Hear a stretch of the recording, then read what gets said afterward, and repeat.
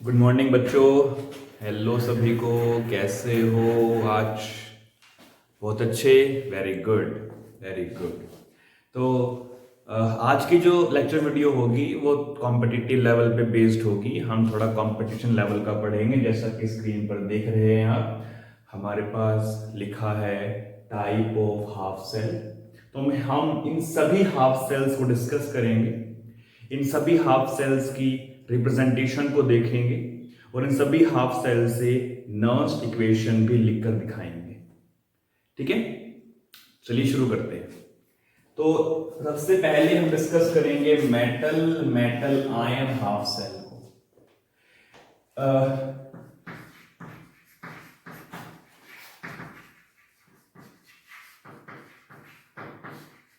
इसमें क्या होगा कि हमारे पास मेटल आयन है Mn पॉजिटिव एक्वस, वो इलेक्ट्रॉन को गेन करके चेंज होगा मेटल सॉलिड में। ठीक है, क्योंकि यहां पर रिडक्शन हो रहा है, तो अगर मैं इसको कैथोड साइड पे लिखना चाहूंगा तो कुछ ऐसे लिख पाऊंगा मैं इसको। This is how you can represent it on the cathode side in the representation of electrochemical cell. और अगर मैं इसी सेल को एनोड साइड पे लिखना चाहता हूं तो मैं इसे कुछ इस तरह से रिप्रेजेंट कर सकता हूं। तो एनोड साइड पे लिखना हो तो you can represent it like this, cathode की साइड पे लिखना हो तो you can represent it like this. समझ गए सब बातें वाली? वेरी। अब अगर मुझे इसके लिए नर्व्स इक्वेशन लिखनी हो तो हाफ सेल के लिए नर्व्स क्या बनेगी? E Mn positive to M is equal to E not Mn positive to M minus 0.059 divide by N logarithm of, ये तो सॉलिड है तो सॉलिड की कंसंट्रेशन 1 होती है। This is ion, this is in aqueous phase, there will be concentration of Mn positive. तो metal metal ion half cell के लिए इस तरह से आप रिप्रेजेंटेशन लिख सकते हैं, कैथोड साइड पे, एनोड साइड पे। और अगर आपको इसके लिए नर्व्स लिखनी हो, this is the Nernst equation for only half cell, तो आप उसे इस तरह से रिप्रेजेंट कर सकते हैं। This is in standard case, this is in non standard case. और मैंने यहां पर जो टेम्परेचर कंसीडर किया है दैट इज 298 केल्विन। तो क्लियर टू ऑल, नोट कर लेंगे।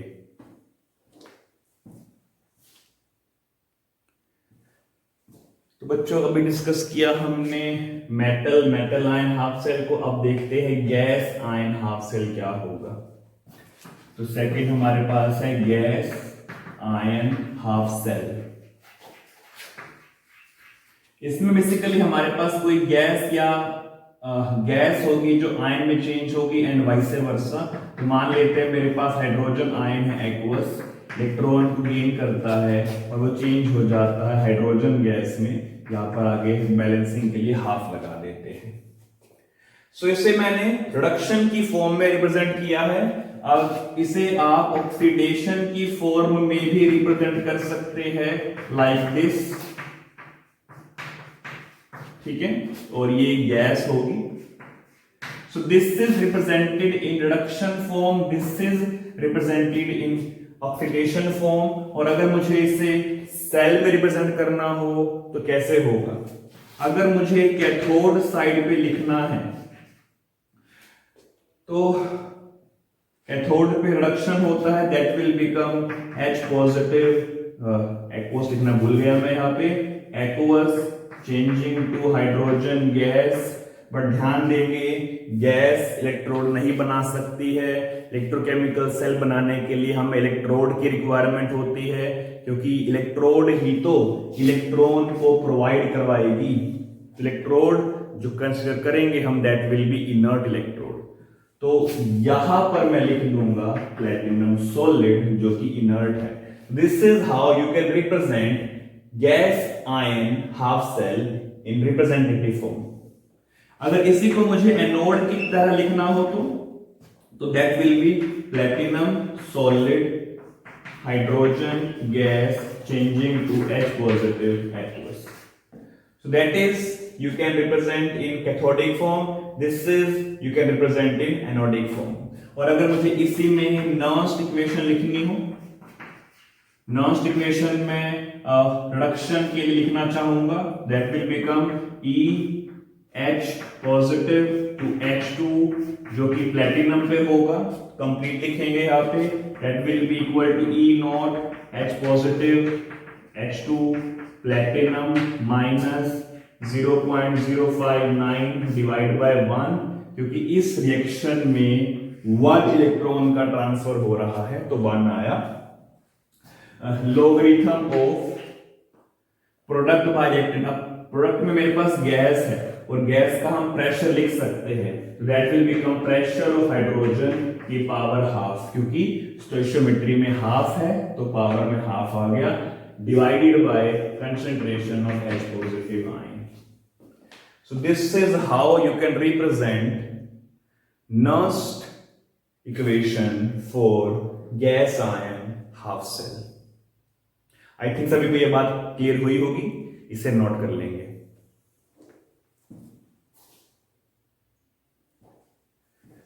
ओके बच्चे, तो थर्ड टाइप की बात करेंगे, metal insoluble salt and anion. ये हाफ सेल किस तरह का होगा? तो हमारे पास एक मेटल होगी M जो कि सॉलिड होती है, साथ में उसके एक मेटल X का सॉलिड सोल्ट जो कि इनसॉल्युबल होता है वो होगा, और साथ में मेरे पास X नेगेटिव एनायन होगा। मैं X नेगेटिव पे 1 नेगेटिव चार्ज ही मान रहा हूं टू मेक इट सिंपल। अब इसके लिए हमारे पास एक एग्जांपल है, that is silver chloride and chloride ion half cell. तो ये एग्जांपल आएगा हमारा third type of half cell में। तो इसे हम लिखेंगे कैसे? तो अगर मैं इसे रिडक्टिव फॉर्म में लिखना चाहता हूं, रिडक्शन करना चाहता हूं, तो मेरे पास सिल्वर क्लोराइड है AgCl जो कि सॉलिड है, इलेक्ट्रॉन को एक्सेप्ट करता है, ये चेंज हो जाता है Ag सॉलिड में प्लस क्लोराइड आयन जो कि एक्वस होगा। ठीक है, ये रिडक्टिव फॉर्म में हो गया। और अगर इसी को मैं ऑक्सीडेटिव फॉर्म में लिखना चाहूं तो वो क्या होगा कि Ag solid plus Cl negative aqueous, ये चेंज हो जाता है AgCl सॉलिड में प्लस इलेक्ट्रॉन रिलीज हो जाएगा। ध्यान दें यहां पे सिल्वर ऑक्सीडाइज होता है और सिल्वर यहां पे रिड्यूस होता है। ठीक है, समझ गए सब बातें वाली? ओके, तो अब अगर मैं इसे रिप्रेजेंट करना चाहूं इन सेल रिप्रेजेंटेटिव फॉर्म तो कैसे होगा ये? तो कैथोड पे ये किस तरह से रिप्रेजेंट की जाएगी? कैथोड पर कौन सी प्रोसेस होती है? रिडक्शन। तो रिडक्शन प्रोसेस में कुछ इस तरह से होगा ये। तो Cl नेगेटिव आयन होगा AgCl चेंज होगा Ag में। So that is how you can represent this half cell reaction into this type of representation जो कैथोड पर होगा। और अगर यही मैं एनोड पर लिखना चाहूं तो वो कैसे लिखा जाएगा? इसे बस रिवर्स कर देंगे, that will become AgCl and Cl negative. एक बात इंपॉर्टेंट जो आपको ध्यान रखनी है कि सिल्वर मेटल की तो इलेक्ट्रोड होगी, उस पर सिल्वर क्लोराइड का सोल्ट डिपॉजिट हो जाएगा। तो अगर ये सिल्वर की मेटल है तो सिल्वर क्लोराइड का सोल्ट उस पर डिपॉजिट होगा। तो दोनों डिफरेंट फेज बनाएंगे, इसलिए यहां पर मैंने बार लगाया है। समझ गए ना बात ये वाली? ओके, और अगर इसके लिए मुझे नर्स्ट लिखनी हो तो कैसे लिखेंगे? नर्स्ट में लिखना चाहूंगा रिडक्टिव फॉर्म के लिए, that will be E, reductive form cathode वाली होती है, Cl negative AgCl to Ag is equal to E naught Cl negative AgCl to Ag। ठीक है, like that. Minus 0.059 divide by 1, क्योंकि इलेक्ट्रॉन एक ट्रांसफर हुआ यहाँ पे, logarithm of product and reactant. Product में this is solid, this is aqueous, तो chloride ion की कंसंट्रेशन हम लिख सकते हैं that will become concentration of Cl negative. Reactant में भी हमारे पास सॉलिड है तो इसकी कंसंट्रेशन भी हमारे पास यूनिटी ही रहेगी, like that. So that is how you can represent this half cell into Nernst equation. I think सभी को यह बात समझ में आई होगी, नोट कर लेंगे।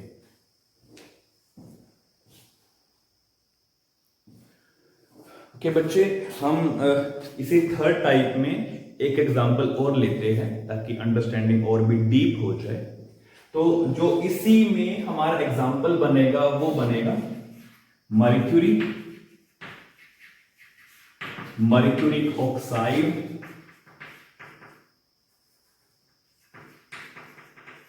And base half cell. Basically क्या होता है, we have a let's say container, उसके कंटेनर में हमारे पास ये मर्क्यूरी प्रेजेंट है जो कि लिक्विड होगा, ठीक है। इसी के ऊपर हमारे पास प्रेजेंट होगा मर्क्यूरिक ऑक्साइड HgO सॉलिड, और ये सब प्रेजेंट होगा हमारे पास बेसिक सॉल्यूशन में। तो इस तरह की कुछ इलेक्ट्रोड हमारे पास तैयार होगी यहाँ पे। समझ गए सब बात? Very good. ओके, तो how can I represent it in cathodic form? मतलब कैथोडिक का मतलब है कि जब रिडक्शन होगा तो मैं इसे रिडक्टिव फॉर्म में कैसे लिख सकता हूं। हाफ सेल को रिडक्टिव फॉर्म में लिखना है। तो मर्क्यूरिक ऑक्साइड ऑक्सीडाइज स्टेट में है, मर्क्यूरी रिड्यूस स्टेट में है, तो ऑब्वियसली मर्क्यूरी ऑक्साइड इलेक्ट्रॉन को गेन करेगा वाटर की प्रेजेंस में, जो लिक्विड होता है, that will change into mercury liquid, then it will release 2OH negative. So this is how you can represent it in reductive form। और अगर मुझे इसी को ऑक्सीडेटिव फॉर्म में लिखना हो कि अगर किसी प्रोसेस में इसी हाफ सेल में ऑक्सीडेशन हो रहा हो तो इसे रिवर्स कर देंगे। रिवर्स कैसे कर देंगे कि मर्क्यूरी लिक्विड बेसिक कंडीशंस में चेंज हो जाता है mercuric oxide solid plus water release होगा प्लस 2 इलेक्ट्रॉन्स रिलीज होंगे। तो reductive form, oxidative form. Reductive form के लिए हम कैथोडिक रिप्रेजेंटेशन लिखते हैं। तो कैथोड पे रिप्रेजेंटेशन कैसे लिखी जाएगी इसकी ध्यान देंगे। ओके, कैथोड पे तो OH नेगेटिव की प्रेजेंस में जो एक्वस आयन होंगे, मर्क्यूरिक ऑक्साइड सॉलिड चेंज होता है मर्क्यूरी लिक्विड में। तो दिस इज कैथोडिक रिप्रेजेंटेशन। और अगर मुझे एनोड रिप्रेजेंटेशन करनी है तो इसको बिल्कुल इसको बिल्कुल रिवर्स कर देंगे, that will become mercury liquid change होगा मर्क्यूरी ऑक्साइड सॉलिड में इन the presence of hydroxide ion. So that is how you can represent it in cathodic form, anodic form. और अगर मुझे इसी के लिए नर्स्ट इक्वेशन लिखनी हो तो कैसे लिखेंगे? तो नर्स्ट के लिए मैं क्या करने वाला हूं, मैं एक बार ऊपर से कुछ पार्ट इरेज कर देता हूं। Let me erase the diagram as well as the name, ताकि मैं नर्स्ट को यहां पे लिख सकूं। ओके, तो इसके लिए हम नर्स्ट अप्लाई करेंगे। नर्स्ट मैं अप्लाई कर रहा हूं रिडक्टिव फॉर्म के लिए, आप इसको ऑक्सीडेटिव फॉर्म के लिए भी अपने आप लिख सकते हैं। ओके, तो नर्स्ट में कैसे लिखेंगे? रिडक्टिव फॉर्म मतलब कैथोडिक फॉर्म में। तो OH नेगेटिव आयन की प्रेजेंस में मर्क्यूरी ऑक्साइड चेंज होता है मर्क्यूरी में। स्टैंडर्ड की अब बात करेंगे। स्टैंडर्ड हमारे पास आ जाएगा -0.059 डिवाइड बाय 2, क्योंकि 2 इलेक्ट्रॉन का ट्रांसफर हो रहा है यहाँ पे। And then we'll have logarithm of, ये लिक्विड है, ये सॉलिड है, ये लिक्विड है। And we know that when you have pure liquid, solid, they have unity concentration.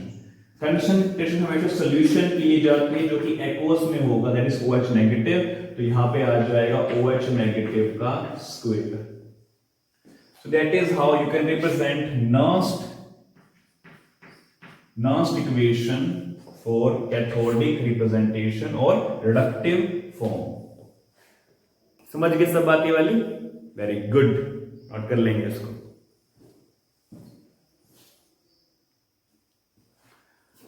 तो बच्चे इसी में ही एक और एग्जांपल हम लेंगे, that is also very important example, जो कि इसमें लास्ट एग्जांपल होगा, that will be known for calomel electrode. Calomel का मतलब होता है Hg2Cl2, this is called calomel. तो इसके जरिए हम एक इलेक्ट्रोड बनाते हैं जो कि मेटल इनसॉल्युबल सोल्ट और एनायन की तरह होती है। तो इसमें हमारे पास सिल्वर होगा, सो नॉट सिल्वर, मर्क्यूरी होगा, Hg2Cl2 होगा एंड Cl नेगेटिव एनायन होगा। तो metal insoluble salt anion electrode. इसे अगर मैं रिडक्शन की फॉर्म में लिखना चाहता हूं तो वो क्या बनेगी? Hg2Cl2 taking 2 electrons changing to 2 Hg liquid plus 2 Cl negative. और अगर मैं इसे ऑक्सीडेशन फॉर्म में लिखना चाहूंगा तो वो क्या बनेगी? आप सभी जानते हैं, मेरी हेल्प कीजिएगा। That will become 2 Hg liquid plus 2 Cl negative, that will change into Hg2Cl2 plus में 2 इलेक्ट्रॉन। बेसिकली इनसॉल्युबल सोल्ट है, ये सॉलिड स्टेट में होगा। रिडक्शन फॉर्म में लिख दिया, ऑक्सीडेशन फॉर्म में लिख दिया।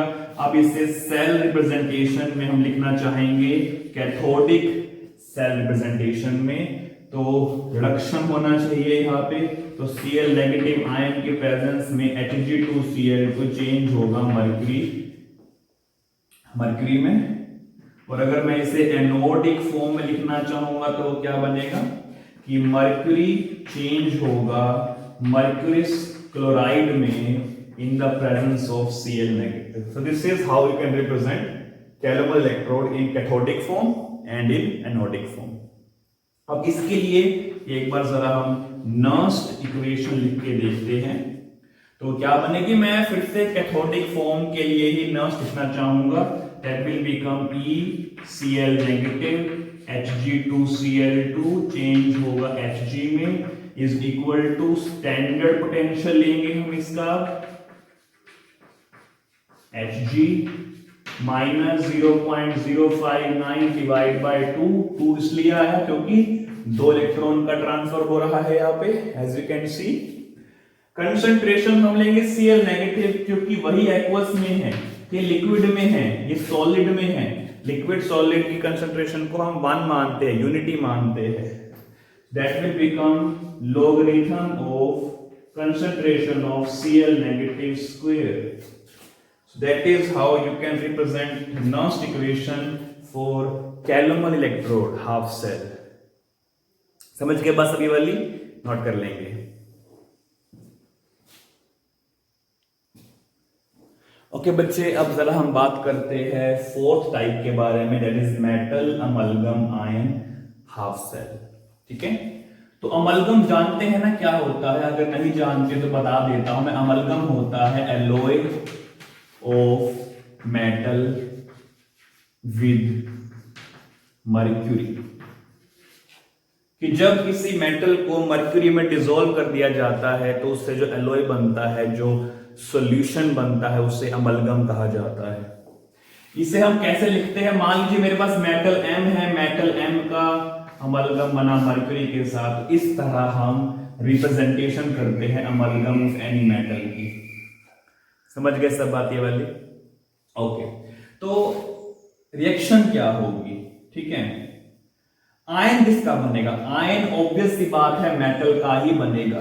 तो मैं रिएक्शन लिख के दिखाता हूं एक बार। इन रिडक्टिव फॉर्म तो क्या होगा रिडक्शन में हमारे पास मेटल आयन है Mn positive, n electron gain करता है वो, मर्क्यूरी लिक्विड प्रेजेंट होगा, जैसे ही ये आयन सॉलिड में कन्वर्ट होगा उसी समय मर्क्यूरी ध्यान दे प्रेजेंट होगा वहीं पर ही, तो जैसे ही ये आयन मेटल सॉलिड में कन्वर्ट होगा उसी समय उसका एलॉय बन जाएगा विद दी मर्क्यूरी। समझ गए सब बात ये वाली। And we know that ions हमेशा एक्वस फॉर्म में ही होते हैं। और अगर मैं इसे ऑक्सीडेशन फॉर्म में लिखना चाहता हूं तो क्या बनेगा, ध्यान देंगे। मेरे पास है मेटल M, मर्क्यूरी के साथ उसका एलॉय बना हुआ है, that will change into Mn positive plus n electron, साथ में मर्क्यूरी भी रिलीज हो जाएगा जो सेपरेट अलग रहेगा। ठीक है, हमारा मेन फोकस जो रहेगा वो आयंस पे रहेगा। तो this is reductive form, oxidative form.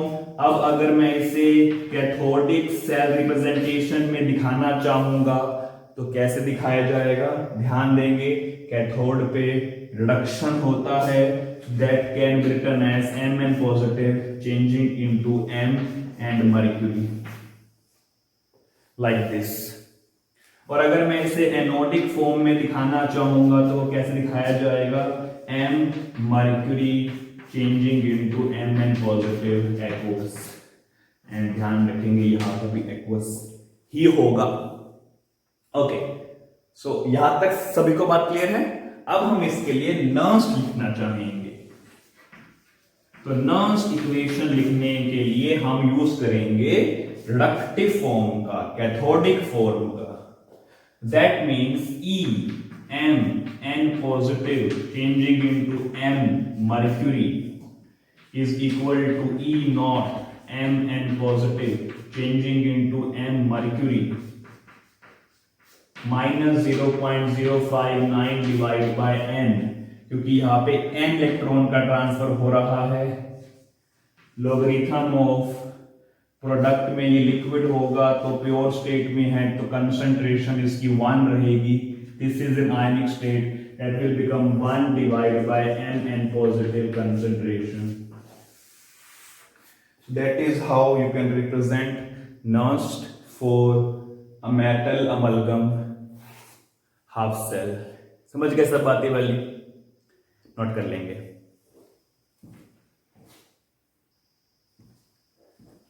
चलिए बच्चे, अब जरा बात करते हैं हम ऑक्सीडेशन रिडक्शन हाफ सेल के बारे में। बेसिकली इन सभी में ही ऑक्सीडेशन रिडक्शन होता है। इसमें ऑक्सीडेशन रिडक्शन आयंस की फॉर्म में होगा, मतलब एक आयन से दूसरा आयन बनेगा। जैसे कि इन केसेस में आयन से या तो सॉलिड बन रहा था, नहीं तो आयन से गैस बन रहा था। इस केस में आयन से आयन ही बनेगा, ये डिफरेंस है यहाँ पे। तो एग्जाम्पल कौन सा है, एग्जाम्पल मेरे पास है फेरस, फेरिक। फेरस का मतलब है Fe2 पॉजिटिव, फेरिक का मतलब है Fe3 पॉजिटिव। इलेक्ट्रोड ऑब्वियसली हम यूज करेंगे यहां पे, इलेक्ट्रोड जो हम यूज करेंगे दैट विल बी इनर्ट, क्योंकि इसका काम सिर्फ इलेक्ट्रॉन प्रोवाइड करवाने का होगा, और मैं यहां पे प्लैटिनम को यूज करूंगा। ओके, शो करते हैं रिडक्टिव फॉर्म में रिएक्शन को शो करेंगे हम। कैसे शो होगी रिडक्शन में, Fe3 पॉजिटिव इलेक्ट्रॉन को गेन करता है, चेंज होता है Fe2 पॉजिटिव में। ऑक्सीडेटिव फॉर्म में इसको लिखना चाहेंगे, ऑक्सीडेशन फॉर्म में लिखना चाहेंगे तो Fe2 पॉजिटिव चेंज होता है Fe3 पॉजिटिव में बाय लूजिंग 1 इलेक्ट्रॉन। समझ गए सब बात, इजी है ना, ये बहुत इजी है। अब अगर मैं कैथोडिक रिप्रेजेंटेशन लिखना चाहूंगा इसी हाफ सेल की, तो वो क्या बनेगी, कैथोडिक में Fe2 positive, not 2 positive, Fe3 positive comma Fe2 positive में चेंज होता है in the presence of platinum solid. अब मैंने यहां पे कोमा क्यों लगाया, देखो ये भी एक्वस स्टेट में है, ये भी एक्वस स्टेट में है, तो दोनों का फेज सेम है लेकिन कंपोनेंट डिफरेंट है। तो अगर फेज सेम हो और कंपोनेंट डिफरेंट हो तो उनको सेपरेट करने के लिए हम कोमा यूज करते हैं। समझ गए सब बात ये वाली। अगर मैं इसको एनोडिक फॉर्म में लिखना चाहूं तो क्या बनेगी, प्लेटिनम सॉलिड की प्रेजेंस में Fe2 पॉजिटिव एक्वस चेंज होता है Fe3 पॉजिटिव एक्वस में। तो that is how you can represent that. समझ गए ना बात ये वाली। अब अगर मैं इसके लिए नर्स्ट इक्वेशन लिखता हूं, नर्स्ट हम लिखते हैं मोस्टली रिडक्शन के लिए, कैथोड के लिए, तो वही लिखेंगे हम ताकि चेंज ना हो। That will be E, cathodic form ये वाली है, तो Fe3 positive comma Fe2 positive in the presence of platinum is equal to E naught Fe3 positive comma Fe2 positive in the presence of platinum minus 0.059 divide by 1, क्योंकि एक electron का utilisation हुआ यहां पे, लॉगरिथम ऑफ प्रोडक्ट एक्वस है, reactant aqueous है, so दोनों की कंसंट्रेशन हम यहां पर लिख सकते हैं। So that is how you can represent Nernst equation for this type of half cell also. तो आई थिंक सभी समझ गए होंगे अच्छे से, इसको नोट कर लेंगे।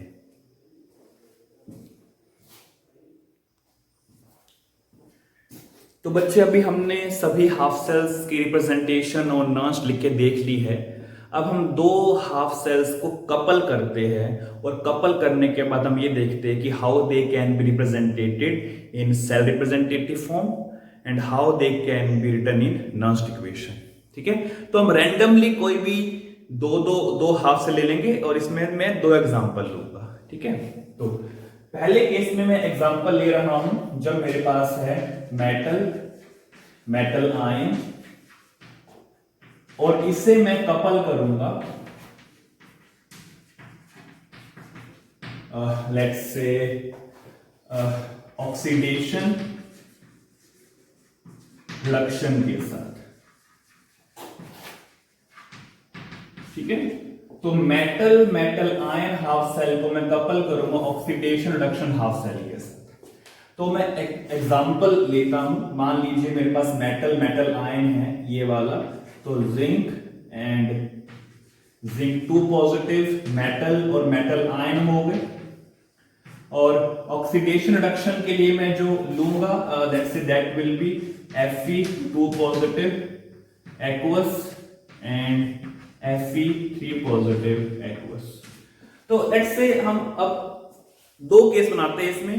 पहले केस में मैं इसे एनोड मान लेता हूं, तो इसे कैथोड मान लूंगा, और दूसरे केस में वाइस वर्सा कर देंगे। चलिए पहला केस लेते हैं। हमें सिर्फ लिखकर देखना है इस चीज को, हमारा मेन फोकस सिर्फ लिखना है, इसमें कैलकुलेशन हम नहीं करेंगे यहाँ पे। ठीक है, ओके। तो ये पहले केस में एनोड है, दिस इज एनोड।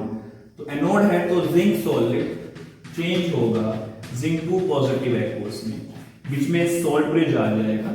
अब ये कैथोड का काम कर रहा है पहले केस में, तो Fe3 पॉजिटिव एक्वस चेंज होता है Fe2 पॉजिटिव एक्वस में इन the presence of platinum solid.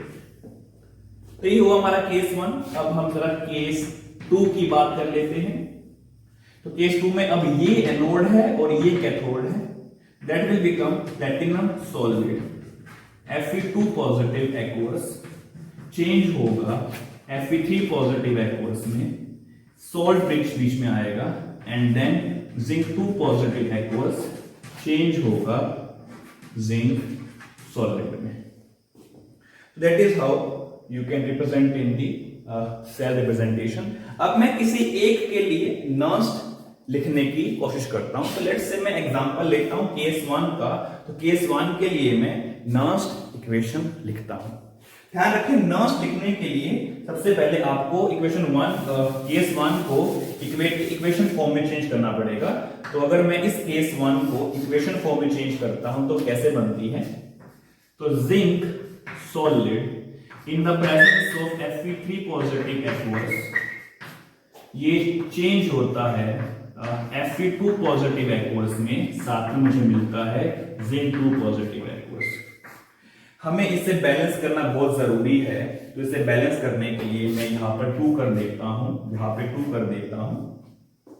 Okay, तो अब हमें क्या करना पड़ेगा, यहाँ पे चार्ज हो गया 6 का, 4 का एंड 6 का, that is completely balance now. Balancing सिखा रखी है रिडॉक्स चैप्टर में, ठीक है, एक बार वो भी जरा चेक करना, लिंक आपको डिस्क्रिप्शन में मिल जाएगा बैलेंसिंग का। और अगर ओके नहीं तो इसकी हम एक सेपरेट वीडियो बनाएंगे बैलेंसिंग की, तो 11th में तो आप पढ़ के आ ही चुके हैं, ठीक है। ओके तो बैलेंसिंग करने सभी को आती ही है, ये बैलेंसिंग कर लेंगे इस चीज की। तो ये हमने अब इसकी इक्वेशन लिख दी, अब इसके लिए नर्स लिखते हैं। नर्स बनेगा E cell is equal to E naught cell minus 0.059 divide by 2, क्योंकि 2 इलेक्ट्रॉन का चेंज होगा। कैसे होगा, जिंक यहाँ पे 0 स्टेट में है, यहाँ +2 स्टेट में है, तो जिंक में चेक करता हूं तो 2 यूनिट का चेंज हुआ, तो बाय में 2 आया। Logarithm of product by reactant, product में ये है Fe2 पॉजिटिव का square and then zinc 2 positive divide by reactant Fe3 positive का square. These are basically concentrations. तो ये लिख दी हमने नर्स इक्वेशन फॉर केस 1। इसी तरह आप केस 2 के लिए भी नर्स लिख सकते हैं, इसे नोट कर लेंगे।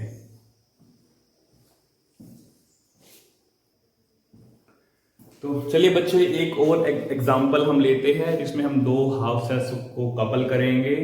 तो सेकंड एग्जांपल के तौर पे मैं लेना चाहूंगा मेटल इनसॉल्युबल सॉल्ट एंड उसका आयन, कपल करेंगे इसको, कपल विथ, किसके साथ कपल करें, इससे चलो कपल कर देते हैं हम अमलगम के साथ। तो मेटल अमलगम एंड आयन के साथ,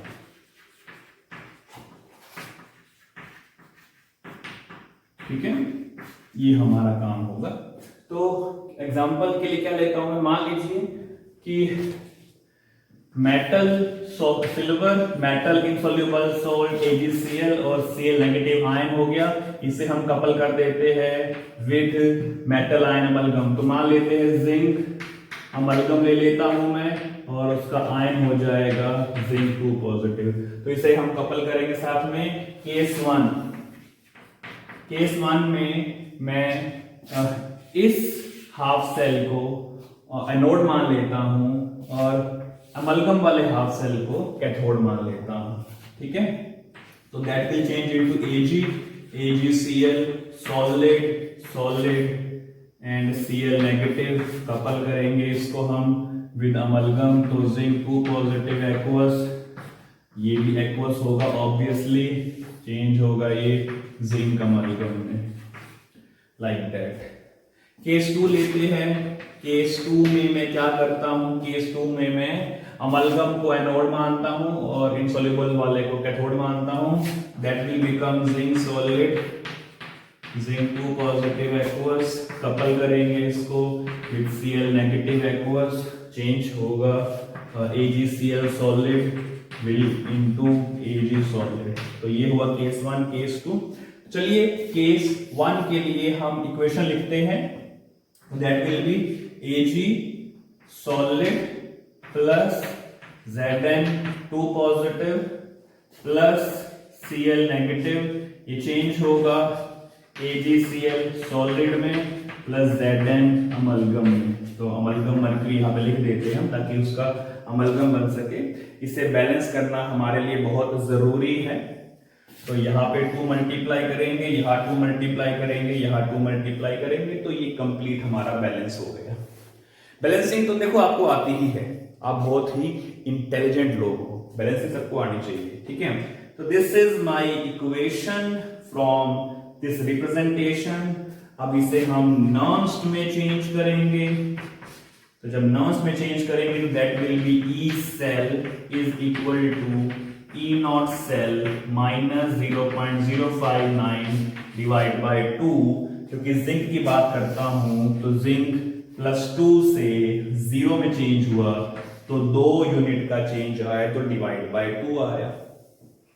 logarithm of liquid solid can't take the concentration, aqueous So 1 divided by Zn2 positive concentration Cl negative concentration का square.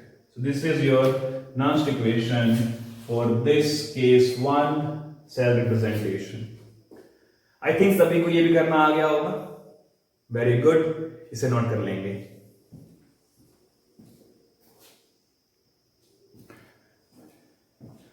तो बच्चे आज के लिए बस इतना ही करेंगे हम. नेक्स्ट लेक्चर में हम डिस्कस करेंगे कंसंट्रेशन सेल के बारे में. उस कंसंट्रेशन सेल के लिए नर्स्ट कैसे लिखते हैं वो भी डिस्कस करेंगे हम, और कंसंट्रेशन सेल होता क्या है उसको भी हम डिस्कस करेंगे. तो आज के लिए बस इतना ही. अगर वीडियो पसंद आया हो तो लाइक करेंगे, शेयर करेंगे, ताकि और बच्चे उसको देखें और वो भी एंजॉय करें और पढ़े साथ साथ. So stay healthy, be safe, and bye to all.